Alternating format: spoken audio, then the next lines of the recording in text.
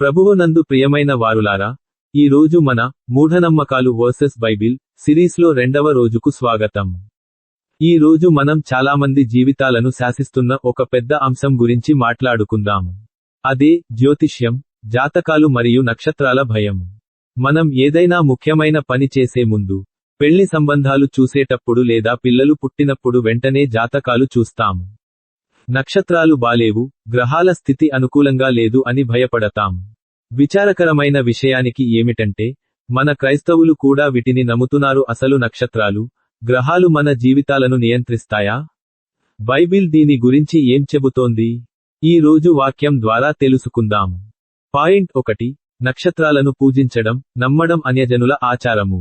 వాక్యము యిర్మీయా 10:2 యెహోవా ఈలాగు సెలవిచ్చుచున్నాడు, అన్యజనుల పద్ధతిని అభ్యసింపకుడి, ఆకాశమందు కనబడు చిహ్నములకు అన్యజనులు భయపడుదురు గాని మీరు వాటికి భయపడకుడి. వివరణ: దేవుడు స్పష్టంగా చెబుతున్నాడు, ఆకాశంలో కనిపించే చిహ్నాలకు, గ్రహణాలు, తోకచుక్కలు, లేదా గ్రహాల అమరిక, భయపడటం అన్యజనుల లక్షణం. దేవుని బిడ్డలైన మనం వాటికి భయపడాల్సిన అవసరం లేదు. ఎందుకంటే ఆకాశాన్ని, అందులోని నక్షత్రాలను సృష్టించింది మన తండ్రి అయిన దేవుడు. సృష్టించినవాడు మనతో ఉంటే, సృష్టించబడిన వస్తువులకు మనం ఎందుకు భయపడాలి? రాహుకాలం, కేతుకాలం అని భయపడటం దేవుని మీద నమ్మకం లేకపోవడమే. పాయింట్ 2. సూర్య చంద్ర నక్షత్రాలను దేవుడు దేనికోసం సృష్టించాడు?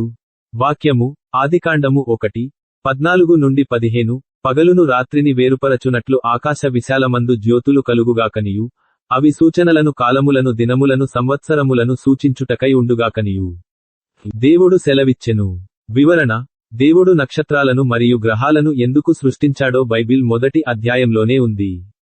అవి కేవలం కాలాలను, రోజులను, సంవత్సరాలను గుర్తించడానికి మాత్రమే. అవి క్యాలెండర్ లాంటివి. అంతేగాని అవి మన తలరాతను రాసేవి కావు. అవి మన భవిష్యత్తును నిర్ణయించవు. భవిష్యత్తును నిర్ణయించేవాడు దేవుడు మాత్రమే. పాయింట్ 3. జ్యోతిష్యులను నమ్మడం వల్ల వచ్చే నష్టం. వాక్యము యెషయా 47:13-14 ఆకాశ జ్యోతిష్యులను, నక్షత్రములను చూచువారును, అమావాస్యకు నీకు సంభవింపబోవు వాటిని తెలియజెప్పువారును నిలువబడి నిన్ను రక్షింపనిమ్ము.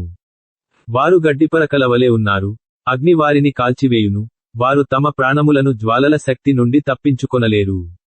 వివరణ: ఇది చాలా కఠినమైన హెచ్చరిక.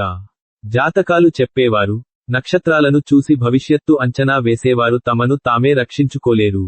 వారు గడ్డిపరకల వలె అగ్నిలో కాలిపోతారు. అలాంటి వారు మనల్ని ఎలా రక్షిస్తారు?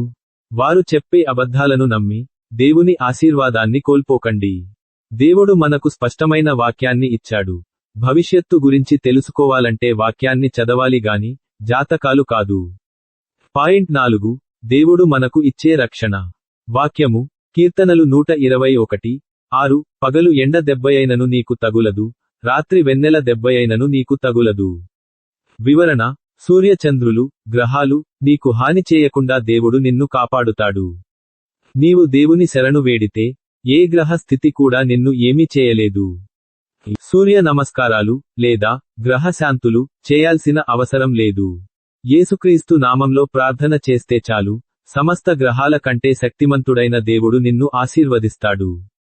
చివరగా, మీరు చూస్తే, ప్రియమైన స్నేహితులారా, ఈ రోజు నిర్ణయం తీసుకోండి.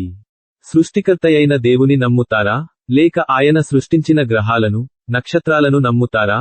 దేవుని వాక్యం చెబుతోంది, నా కాలగతులు నీ చేతిలో ఉన్నాయి. కీర్తన 31:15. మీ భవిష్యత్తు దేవుని చేతిలో ఉంది, జ్యోతిష్యుని చేతిలో కాదు. జాతకాలను, రాశిఫలాలను నమ్మడం మానేయండి. దేవుని మీద పూర్తిగా ఆధారపడండి.